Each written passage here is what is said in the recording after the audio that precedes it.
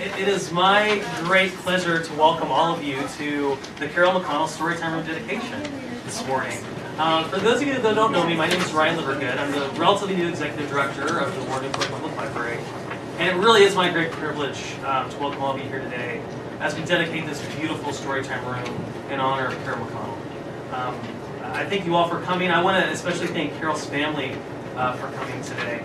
And it's just really a special event. Already it's been special to see the interaction, and I've heard so many great stories about Carol, and I've heard so many more this morning. And we're going to hear more in just a couple of minutes. So, you may, if you've heard me speak before, I'm very fond of saying that the library is no less than a magical place in our community. It's really open to everyone. It's a place where everyone is empowered to change their lives for the better. And although I didn't get a chance to meet Carol, from what I've had the pleasure of learning about her, it's clear to me that she felt the same way about the power of the library. If you think about it, it's quite fitting that we're here today in the Storytime Room, now Carol's Storytime Room, because I would argue this is the most magical place in the library. This is where the magic starts for so many of the children in our community, and as we all know, Carol was so passionate about serving children. So what makes the library such a powerful, empowering place for the community? Is it our collections? Is it our facility? All those things contribute, but I think as we all know here today, it's mainly people that make the library so great. People like Carol McConnell that dedicate so much of their lives to making the library so wonderful. Carol's contributions to the library are many, and I'm not going to go on and on, but I will talk about some things. She spent many years of service as a library trustee. She served as a treasurer on the Library Board of Trustees for 2 years. And she was president of the Library Board of Trustees from May of 1991 to April of 1998. She also stepped in as an appointed trustee to fill a vacancy for 5 months in 2005. What a huge commitment. She donated her time, she donated financially to the library. She was so dedicated, and she gave so much of herself to make this library the great library it is today. As I mentioned, I've had the great pleasure of hearing so many wonderful stories about Carol leading up to the ceremony today. And from those stories, I've learned a lot about Carol. I learned that she was passionate, she was so generous, and most of all, perhaps she was a true leader. And her great leadership was one of the things that made this library so great. But what I want to do now is I want to introduce some people that knew Carol personally. And I'm going to start by introducing Deputy Director Noreen Reese. And Noreen is going to share some of the stories about Carol that illustrate what made her such a wonderful, giving person. Noreen?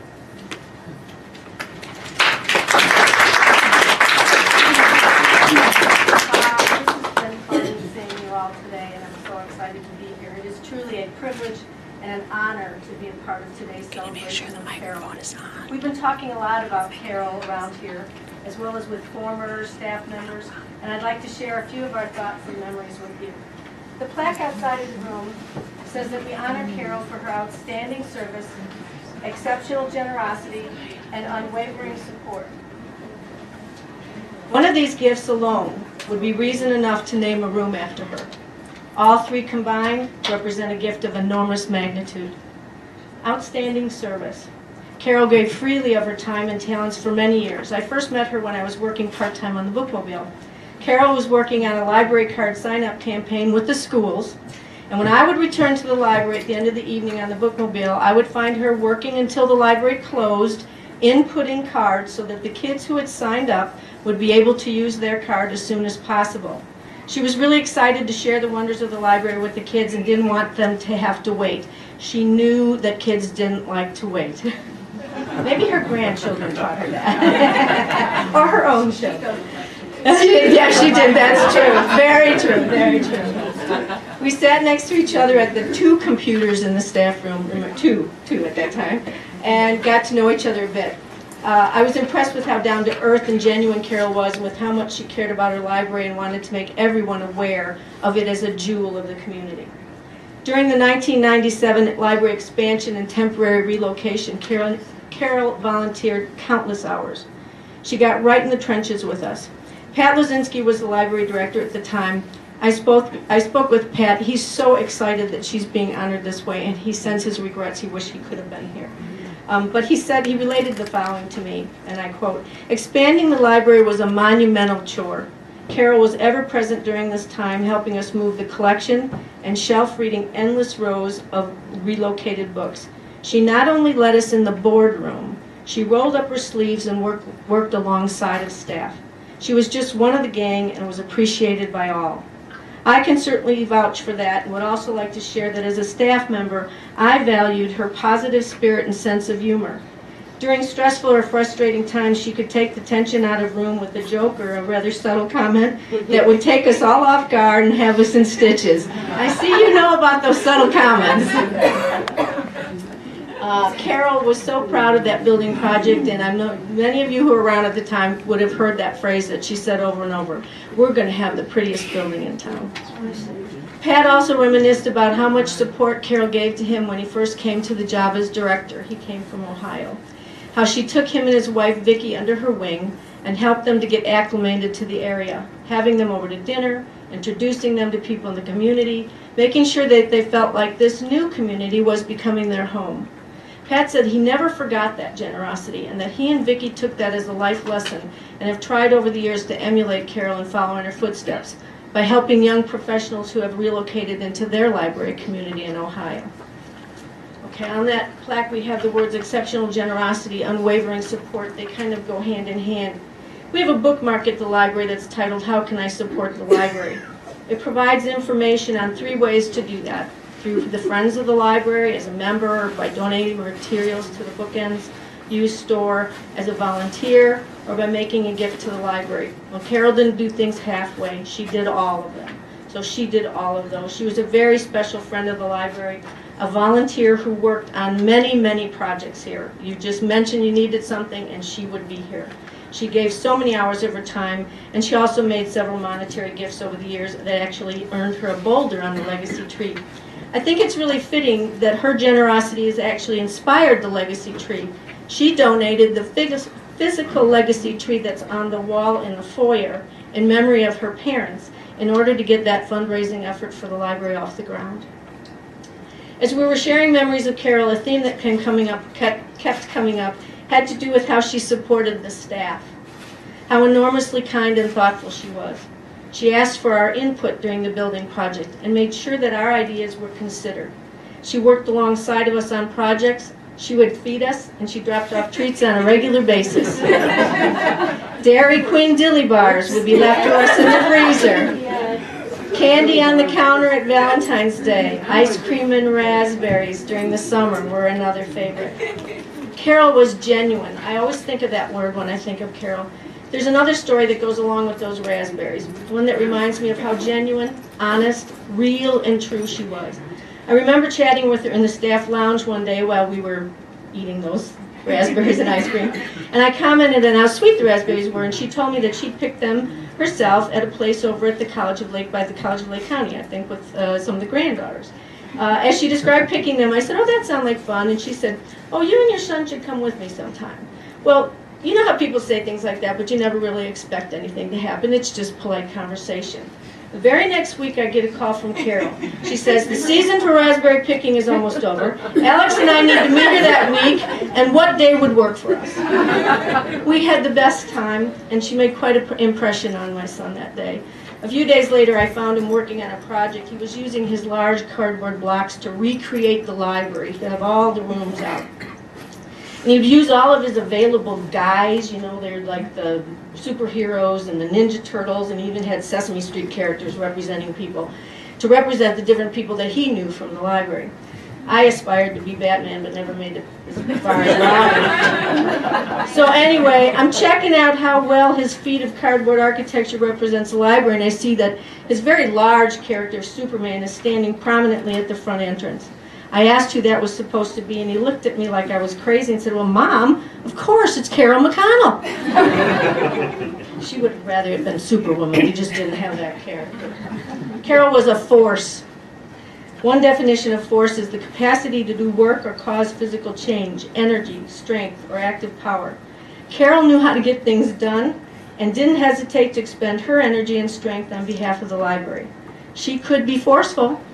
I remember a few meetings with an architect during our building project. He had a really strong personality and strong opinions on what our library should look like.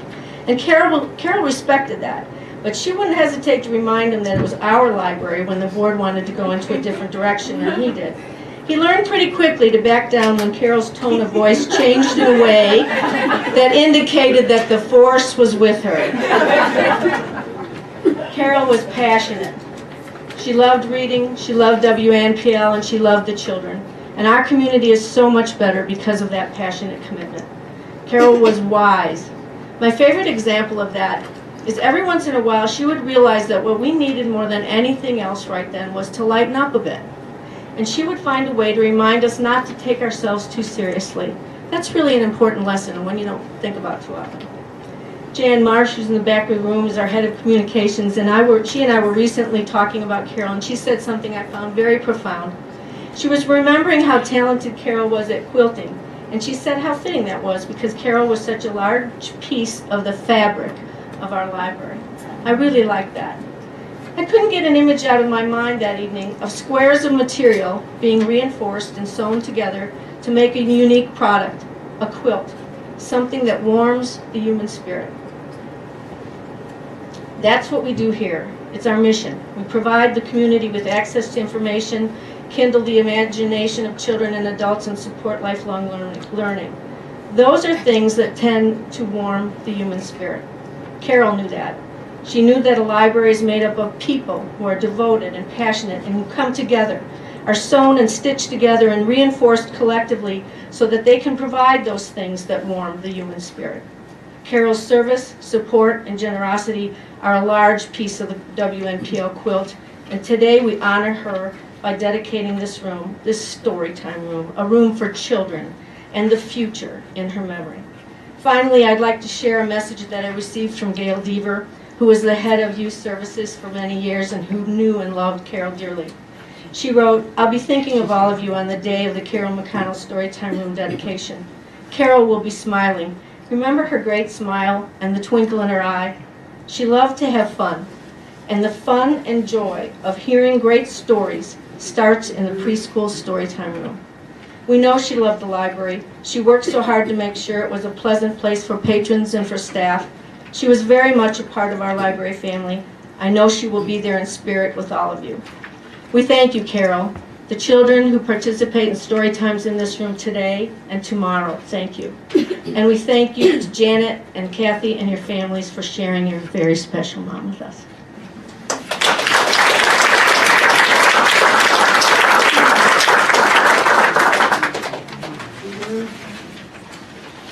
Thank you, Noreen. Next, I'd like to invite Kathy McDonald to come say a few words about her wonderful mom. Oh, this is going to be harder than I thought it would be.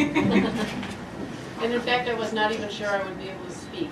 But I know that my mom would have reached up and given me a shake. Put on your big girl panties. So here I am. A quote from Leo Biscaglia. It's not enough to have lived. We should be determined to live for something. May I suggest that by creating joy for others, sharing what we have for the betterment of personkind. Our mom, Carol, had a passion, education and reading, libraries and public service. And this passion was this library.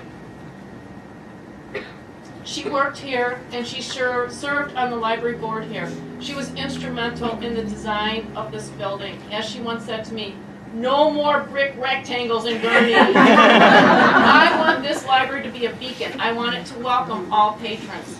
And even on the darkest, coldest nights, it does.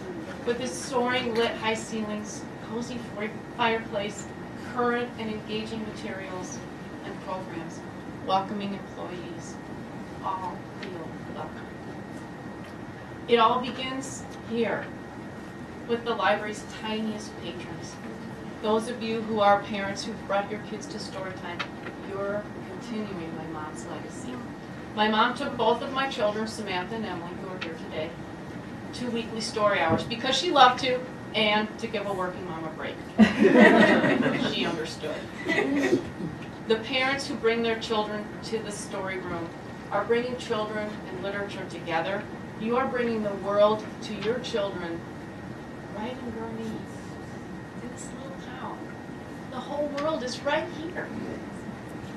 If our mom were here today, she would say, put down your phones, put down your tablets, turn off the television, open a book, read, enjoy, share, learn, and dream.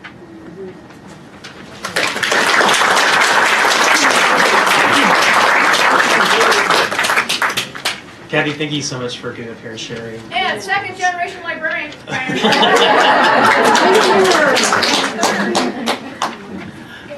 Next, I'd like to invite up Janet Craig to talk about her mom.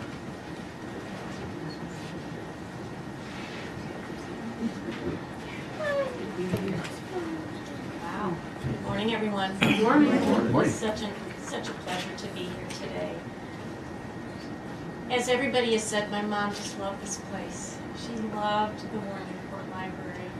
And she actually worked here part-time. When she was a school librarian at Gurnee Grade School.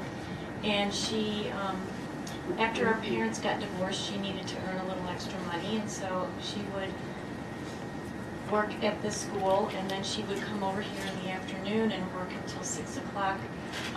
What's the word, Kathy? Processing books and getting them ready for the shelf. So she did that for many years before she retired and then ended up being on the library board. So she was very much a part of this library, even as a part-time minimum wage employee way back when. Yep. My mom, the word passionate has come up with everybody, and I think my mom was very passionate about this place, and she was really inspired to help give the young and old alike just a beautiful place to read and to learn new things. And her generosity really touched many here in Gurnee. And then in 2006, she made the decision to move down to Glen Carbon, Illinois, which is near Edwardsville, just across the river from St. Louis. And her love of libraries continued in southern Illinois. She lived in a retirement community called Meridian Village, which was just 2 blocks from where my husband and children live. And that Meridian Village had a very small little library inside their community. So she went up and looked in the library, and it was filled with all these old books. And she's like, nobody's going to read old books. We have to update this collection. And so somehow or another, she connected up with someone at the St. Louis Public Library with their system. And she ended up getting books, current books, donated from the St. Louis Library system, and she completely revamped that library within Meridian Village. She also revamped the library that was in the assisted living wing at Meridian Village as well. And she and I carted books with the cart from one library to the other. We did it many times over the years. She really, really changed things at Meridian Village for the residents that love to read. And then she also became involved at the Glen Carbon Library, and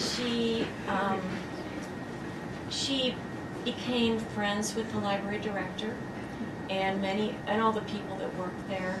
And her mission was to get every single person at Meridian Village a library card, so that not only could they enjoy the library at Meridian Village, but she wanted them to use the city library. And the Glen Carbon Library is a very special place, much like this. It's on a much smaller scale, but it was voted the best small library in America. So it's a beautiful, beautiful building, and it's filled with beautiful people who live there. So she became very much a part of things at the Glen Carbon Library, and her mission was to get every new person that moved into Meridian Village a library card. So she was very busy dealing with libraries even in southern Illinois.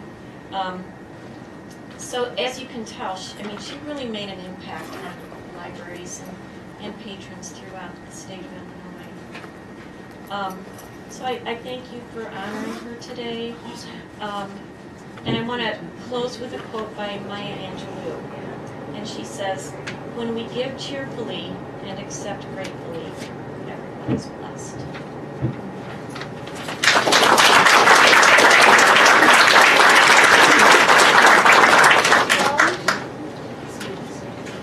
Thank you, Janet.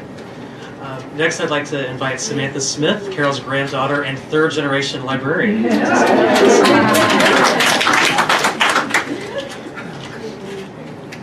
My granny was a very special person, and she believed in carrying on a legacy. And so when I became interested in being a librarian, she felt that was very, very important. She did everything in her power to make me that third generation. Everything in her power. My granny, Carol McConnell, left many legacies. First and foremost are my mom and my Aunt Janet. She loved you too, with everything that she was. She also left a legacy of 4 beautiful, strong granddaughters. My 2 cousins, my sister, and myself. She helped build us into who we are today and will continue to affect us and make us be strong, independent, beautiful women. But the legacy we are here to talk about today is the legacy of this library. She loved this place.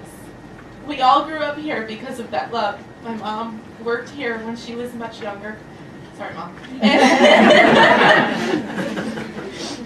And when I was a small child, she used to bring me here for story time, apparently, so that my mom could have a break from and we would sit and listen to different books come alive in the old story time room. She would sit in a chair on the back wall, and I would lay on my stomach underneath that chair with my head in my hands, enraptured by whatever story was coming alive for me that day.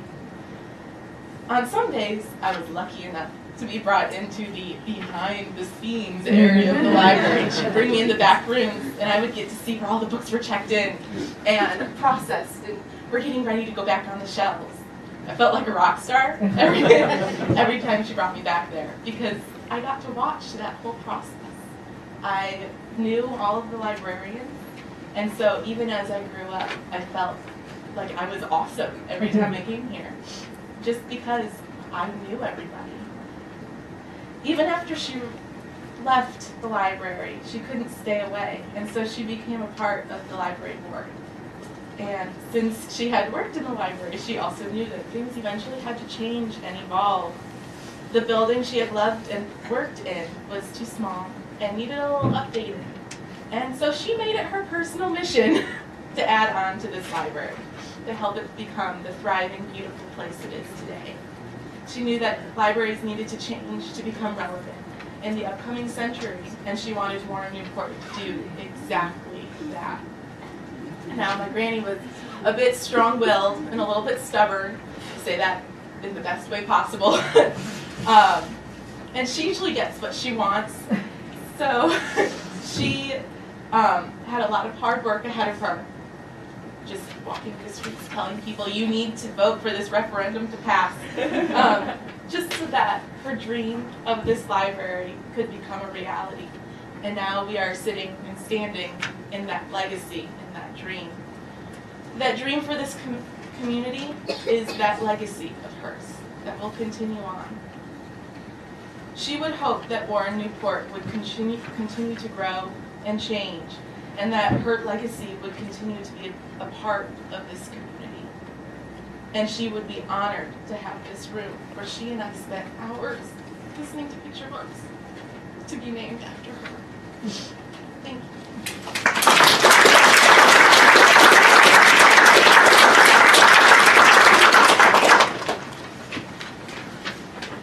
Thank you, Samantha, for those wonderful remarks. So I think what we should do now is to continue to celebrate Carol's legacy. So I invite you all to visit with one another, to enjoy refreshments. We're doing an art tour where you can meet artists after this event. So thank you all for coming. As you've heard, Carol was an extraordinary, remarkable person that left was an amazing mother, amazing grandmother, did so much for this library, for this community. So let's celebrate that. Let's celebrate her legacy. Thank you all for coming today.